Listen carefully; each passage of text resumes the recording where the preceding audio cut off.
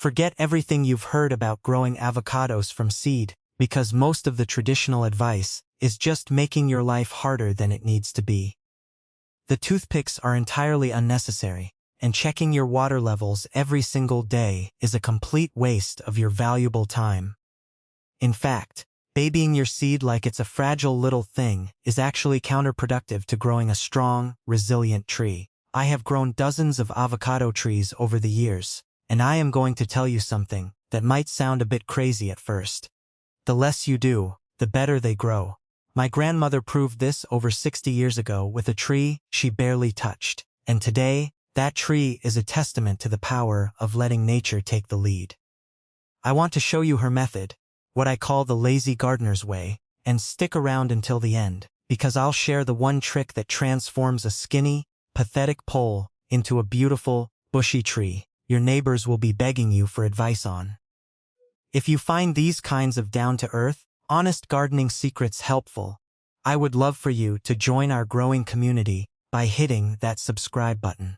It's a wonderful way for us to stay connected, and for you to never miss a weekly tip that could save you money and stress in your garden. While you're at it, please drop a comment below and let me know your location. Whether you are in a bustling city, a quiet village, a specific district, or a different country altogether, I want to hear from you. We have gardeners and farmers from every corner of the globe watching these videos, and knowing where you are growing helps me understand the beautiful diversity of our community. It doesn't matter if you have 1,000 acres or just a single windowsill. You are part of this family. Most people start their journey by suspending a pit over a glass of water using toothpicks. And look, I'll be honest, it works. But here is why I never recommend it anymore to my fellow gardeners or the farmers I consult with.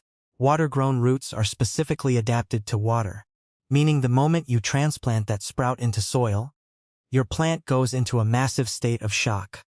It can set your avocado back weeks or even months, and I have seen perfectly healthy sprouts simply give up and die after being moved to dirt.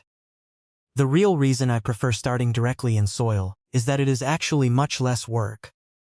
With the water method, you're checking levels daily, topping things off and watching out for slimy algae. With the soil method, you plant it and let nature do the heavy lifting. You check it once a week, and that is it. If you are the type of person who occasionally forgets to water your plants, this method was quite literally made for you. Let's get our hands into the soil and look at your seed. When you hold an avocado pit, you'll notice a flat end and a pointy end. That flat end is the bottom where the roots will eventually push through to find moisture, and the pointy end is the top where your stem will emerge to find the sun. If you aren't quite sure which is which, look for the circular scar on the bottom. That is where it was originally attached to the fruit. You want to pick the biggest seeds you can find, because they have more stored energy, which leads to more vigorous sprouting. Freshness is your best friend here. You should try to plant your pit the same day you eat the avocado if you can. If you absolutely have to wait, wrap it in a damp paper towel and keep it in the refrigerator. But don't wait more than a week to prepare the seed. Give it a gentle rinse in lukewarm water. You don't need any soap or chemicals. Just get the residue off. Then, peel off that brown, papery skin. It comes off very easily when the seed is fresh, almost like peeling a hard-boiled egg. Removing this skin prevents mold from growing, and lets you see if there are any hidden problems with the seed. You are looking for a firm seed with a uniform tan color and no soft spots. If it feels mushy or has dark, sunken patches, just toss it and try another one. A good seed should feel solid and heavy for its size, almost like a small potato. For the everyday household or the balcony gardener, grab a 6-inch pot with drainage holes. This is absolutely non-negotiable, because avocados hate having wet feet. Without drainage holes, your seed will rot in stagnant water before it ever has a chance to sprout. Fill your pot with regular potting soil mixed with about 20% perlite. That is roughly 4 parts soil to 1 part perlite. For the farmers looking to do this on a larger scale, you can mix your own using local compost and coarse sand to achieve that same airy texture. This mixture provides excellent drainage while holding just enough moisture to keep the seed happy. Don't overthink the soil. Any decent potting mix will work. Now, here is the key. Bury only the bottom 2/3 of your seed. Leave the top third, that pointy end, sticking up above the soil line. Give it a good, deep watering until you see the water draining freely from the bottom. Set your pot on a sunny windowsill, and you are done with the hard part. If you want to get fancy, a $15 heat mat placed underneath can speed things up because avocados are tropical and love warmth. But my grandmother never used one, and her tree did just fine. The heat mat just does the work while you relax. I have a quick question for you while we wait for that seed to settle. Are you team soil method or team water method? I'm genuinely curious to see how many of you have tried both. Drop your answer in the comments below. Now, month 1 is often the hardest part of this process because you are doing almost nothing, and that feels wrong to our busy minds. But doing nothing is exactly right. Your seed is busy underground, absorbing water and sending out a strong taproot that you just can't see yet. Around week 2 or 3, you might notice your seed starting to crack. Do not panic when this happens. It is exactly what is supposed to happen. The internal pressure of the growing root is pushing through the seed. By the end of the first month, you might even see a root tip poking out of the drainage holes at the bottom of the pot. That is your ultimate sign that things are working perfectly. Your only job during this time is to check the soil once a week. Stick your finger about an inch deep into the earth. If it feels dry, give it a drink.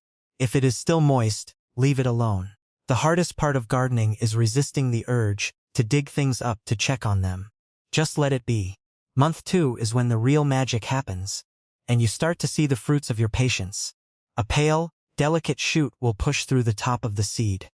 Once it starts, it grows surprisingly fast, sometimes several inches in a single week. This is the stage where light becomes critical for your plant's health. Your avocado needs at least 6 hours of bright, indirect light every day. If you notice your stem is getting tall, skinny, and pale, with a lot of space between the leaves, that is a condition called etiolation. It simply means the plant is starving for light and is stretching as hard as it can to find it. If you see this happening, move it to a brighter spot, or add a simple LED grow light for 12 to 14 hours a day. Those first leaves will come out looking like little crumpled accordions, and then they will slowly unfurl over a few days into beautiful, vibrant green shapes. Once you see those healthy leaves, you know your avocado is officially thriving. I want to pause for a quick safety note for all the pet parents out there.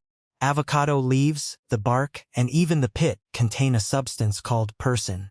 While it is harmless to humans, it can be toxic to cats and dogs if they decide to use your new tree as a snack.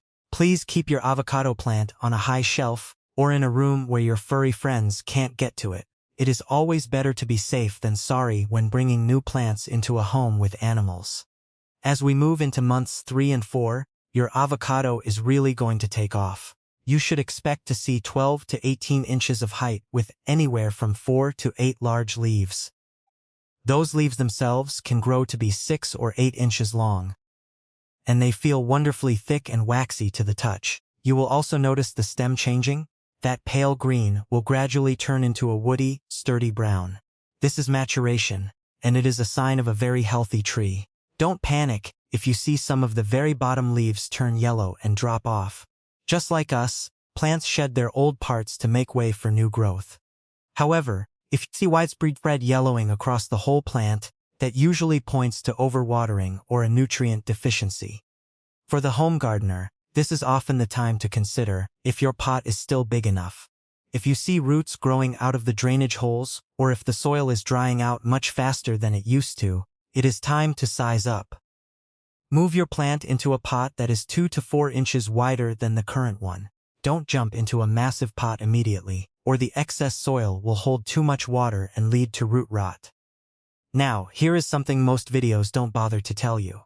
If you live in hardiness zones 9 through 11, which includes places like California, Florida, or parts of Texas, you can eventually move this tree outdoors into the ground. For everyone else, your avocado will be a stunning indoor companion for life, which is exactly what my grandmother did for 60 years. I'm curious, do you already have an avocado plant started? What stage is it at right now? Is it still just a cracked seed in month 1, or do you already have a foot of growth? I truly love hearing about your progress, so let me know in the comments. Before we get to that secret bushy tree tip, let's quickly troubleshoot the 3 most common problems. The first is root rot, where the base of the stem feels mushy and might even smell a bit sour. This is almost always caused by overwatering. To fix it, unpot the plant, cut away any brown or mushy roots with clean shears, let the root ball dry out for a day, and then repot it in fresh, well-draining soil. The second issue is yellow leaves, which 9 times out of 10 is also caused by overwatering. Try letting the soil dry out more between waterings. If that doesn't help, your plant might be hungry, so try a diluted, balanced liquid fertilizer. The third problem is that tall, leggy growth we talked about earlier. Light is the primary fix, but our final tip is going to solve this permanently. Now, here is that secret trick I promised you at the beginning. This is the absolute difference between a sad, skinny pole and a gorgeous, full, bushy tree that looks like it belongs in a magazine. If left to its own devices, an avocado will grow straight up toward the sun. It wants to be a giant in the rainforest, so it puts all its energy into one single stem. Eventually, you end up with a 6-foot stick with a tiny tuft of leaves at the very top. To fix this, when your plant reaches about 12 inches tall, usually around the end of month 3, you need to do something that feels very scary. You have to pinch off the top, use clean scissors, and remove the top cluster of tiny new leaves, plus about ½ inch of the stem, cutting just above a leaf node. What happens next feels like magic. Because you remove the apical dominance, or the main growing tip, the avocado is forced to redirect its energy into the dormant buds lower down the stem. Instead of growing taller, it will start pushing out side branches. Those side branches will eventually grow their own leaves, and you can even pinch those back later to make it even fuller. Suddenly, you have a lush, multi-branch tree instead of a lanky stick. And here is a little bonus for the frugal households and the small-scale farmers. Those pinched-off tips can actually be rooted in a small glass of water to grow entirely new plants. It is a way to get free avocados for your friends and family from a part of the plant you would have otherwise thrown away. Imagine 6 months from now. You have a beautiful, deep green avocado tree sitting by your window, soaking up the light. When your neighbor knocks on your door and asks which expensive nursery you bought it from, you can just smile and tell them you grew it yourself from a pit you were about to toss in the trash. That is the beauty of the lazy gardener's way. It proves that with a little bit of knowledge and a lot of patience, nature will do the most incredible things for us. I want to thank you so much for spending your time with me today. If this video helped you feel more confident about starting your own tree, please remember to subscribe and join our community. Your support means the world to me and helps me keep sharing these traditional remedies and tips.